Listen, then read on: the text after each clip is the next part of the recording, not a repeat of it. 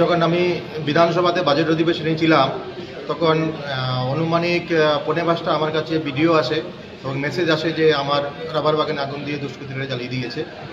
তৎক্ষণাৎ আমি বিধানসভা থেকে বেরিয়ে আমাদের বিধায়কের যে রুমটা রয়েছে রুমে এসে ভিডিও করলাম, খুলে দেখলাম যে সত্যি আমার রাবার বাগানের মধ্যে আগুন দিয়েছে এবং আমার রাবার বাগান জ্বলছে।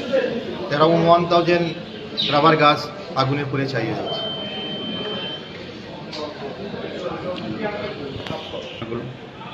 এর আগে এই মাসের 7 তারিখে আমার বাড়ি থেকে অ্যারাউন্ড 500 মিটার ডিস্টেন্সে যে আগর বাগান ছিল, সেই আগর বাগানেও দুষ্কৃতীরা আগুন দিয়ে অ্যারাউন্ড 500 থেকে 600 গাছ আগুন দিয়ে জ্বালিয়ে দিয়েছে।